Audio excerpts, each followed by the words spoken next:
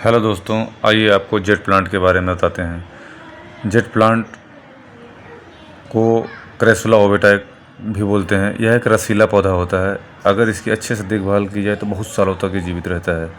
Jade plant की जो पत्तियां होती हैं मोटी होती हैं, इसके तने मोटे और लकड़ी ऐसे होते हैं। यह बहुत ही स्लो ग्रोथ वाला प्लांट है। समय के साथ यह लगभग 6 फीट तक लंबा और 3 फीट तक चौड़ा हो सकता है। इस पौधे की देखभाल कैसे की जाए? पौधे की देखभाल में सबसे ज़रूरी ये है कि इसकी मिट्टी कैसी हो। चूँकि यह एक रसीला पौधा है, इसलिए अच्छी जल निकासी वाली मिट्टी आवश्यक है।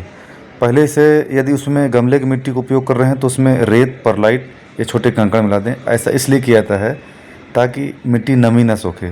पानी पानी का भी इसमें बहुत ध्यान रखना चाहिए। मिट्टी में नमी की जांच करने के लिए अपनी उंगली मिट्टी में डालें। अगर मिट्टी सूखी है तो पौधों को पानी दें। जेट प्लांट के मामले में पानी कम देना ही बेहतर है। कम पानी देना ही ठीक है। ज़्यादा पानी देने से जड़ों में सड़न हो सकती है। अगर पत्तियां गीली पानी से भीगी हुई हों तो इसका मतलब यह है कि पौधे को ज़रूरत से ज़्यादा पानी दिया जा रहा है। पत्तियां झड़ना पानी की कमी का लक्षण है। अगर पत्तियां मुरझाई हुई हैं या सिकुड़ी हुई हैं तो इसका मतलब है कि पौधों को प्यास लगी है। और नमक और खनिज पौधों के लिए हानिकारक होते हैं, इसलिए फ़िल्टर किया हुआ पानी इस्तेमाल करें या नल के पानी को रात भर खुला रखें ताकि उसमें मौजूद रसायन उड़ जाएँ। प्रतिदिन इसको अगर लाइट की बात करें तो कम से कम 6 घंटे अप्रत्यक्ष इनडायरेक्ट सनलाइट की आवश्यकता है। और टेम्परेचर के लिए तो खैर गर्मी का टेम्परेचर इसको अच्छा है। खाद की इसको बहुत ज़्यादा ज़रूरत तो नहीं पड़ती है। इसको थोड़ा सा वर्मी कंपोस्ट दे सकते हैं। अगर किसी जड़ों में फंगस लग गया है तो आप हल्दी का भी उपयोग कर सकते हैं। देखो दोस्तों, अगर इस जेट प्लांट को मैंने अपने बालकनी में ये जेट प्लांट लगा रखा है। मैं चाहता हूँ अगर इसको आप भी चाहते हैं कि इसको बोनसाई बनाएं तो उसकी जो ऊपर की पत्तियां हैं इसे पिंच करें, इसको कट कर दें। जैसे आप ऊपर की पत्तियां अगर आप इसको पिंच करते हैं, कट करते हैं तो इसकी सारी एनर्जी नीचे की तरफ जाएगी और इसका जो तना होगा वो मोटा होता चला जाएगा। जैसा आप देखते हैं, जैसे आप बरगद देखें, बरगद का जो तना होता है बहुत मोटा होता है और उसके ऊपर की जो पत्तियां हैं, लीव्स हैं, ब्रांचेस हैं, वो बूसी होती चली जाती हैं।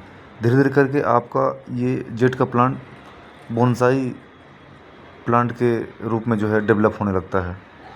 और कुछ दिन पिंच करने के बाद उसको खाद पानी दे के छोड़ दें, ग्रो होने दें।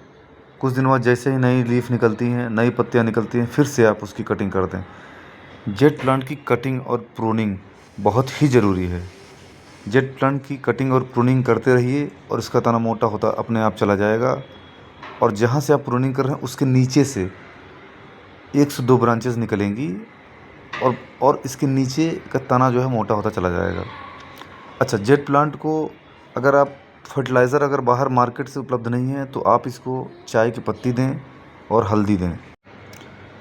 जेट प्लांट में हल्दी देने से इसके अंदर जो फंगस लगा हुआ है वो फंगस ख़त्म हो जाएगा। और जो चाय की पत्ती है वो उसमें चाय की पत्ती में नाइट्रोजन होता है जो कि इसको जेट प्लांट को की जो ग्रोथ के लिए ज़रूरी है दोस्तों। और खाद देने के बाद अच्छे तरीके से उसको थोड़ा सा गुड़ाई कर दें, इसकी मिट्टी ढीली रहे ताकि थोड़ा सा इसकी जड़ों को ऑक्सीजन भी मिलती रहे। इस तरह से आप पौधों को देखभाल कर सकते हैं। धन्यवाद।